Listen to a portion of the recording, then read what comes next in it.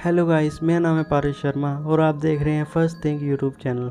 आखिर क्या होता है मरने के बाद, कहाँ जाती है आत्मा, ये आज तक वैज्ञानिक भी पता नहीं लगा पाए। तो चलिए आज हम पता लगाने की कोशिश करते हैं इन किताबों से पढ़कर। यद्यपि इस सच से तो हम सभी भली भांति परिचित हैं, लेकिन मृत्यु के पश्चात जब शव को अंतिम विदाई दी जाती है तो ऐसे में आत्मा का क्या होता है, यह बात अभी तक कोई समझ नहीं पाया। एक बार अपने शरीर को त्यागने के बाद वापस शरीर में प्रवेश करना असंभव है, इसलिए मौत के बाद की दुनिया कैसी है यह अब तक एक रहस्य ही बना हुआ है। किस्से कहानियाँ या अफवाहों में तो मौत के पश्चात आत्मा को मिलने वाली यातनाएं या फिर विशेष सुविधाओं के बारे में तो बहुत बार सुना जा चुका है, लेकिन पुख्ता तौर पर अभी तक कोई यह नहीं जान पाया कि वास्तव में इस दुनिया के बाद भी एक ऐसी दुनिया जहां आत्माओं को सुरक्षित कर रखा जाता है। अगर नहीं तो जीवन का अंत हो जाने पर आत्मा कहाँ चली जाती है। गीता के उपदेशों के अनुसार भगवान श्री कृष्ण कहते हैं कि आत्मा अमर है, इसका कोई अंत नहीं, वे सिर्फ शरीर रूपी वस्त्र बदलती है। वैसे तो कई बार आत्मा की अमर यात्रा में विषय में सुना जा चुका है, लेकिन फिर भी यह सबसे अधिक रोमांच और जिज्ञासा से जुड़ा मसला है।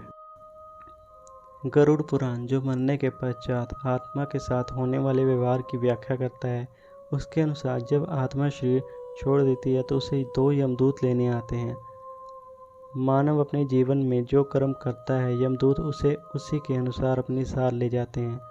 अगर मरने वाला सज्जन है, पुण्य आत्मा है, तो उसे मरने के पश्चात कोई पीड़ा नहीं सहनी पड़ती, लेकिन अगर वही दुराचारी है और पापी है तो उसे बहुत पीड़ा सहनी पड़ती है।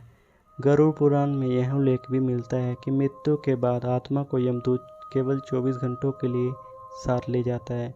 इन 24 घंटों के दौरान आत्मा को दिखाया जाता है कि उसने कितने पाप किए हैं और कितने पुण्य। इसके बाद आत्मा को फिर उसी घर छोड़ दिया जाता है जहां उसने शरीर को त्यागा था। इसके बाद 13 दिन के उत्तर कार्यों तक वह वही रहता है। 13 दिन बाद वह फिर से यमलोक की यात्रा करता है।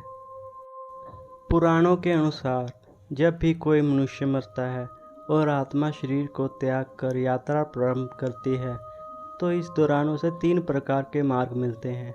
उस आत्मा को किस मार्ग पर चलाया जाएगा यह केवल उसके कर्म पर निर्भर करता है। ये 3 मार्ग हैं अर्ची मार्ग, धूम मार्ग और उत्पत्ति विनाश मार्ग।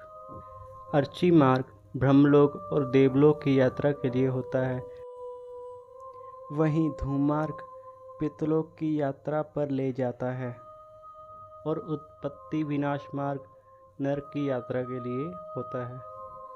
तो आज का हमारा सफ़र यही समाप्त होता है। आपसे फिर मुलाकात होगी हमारी अगली वीडियो में। जब तक के लिए हमें इजाज़त दें। Goodbye, take care.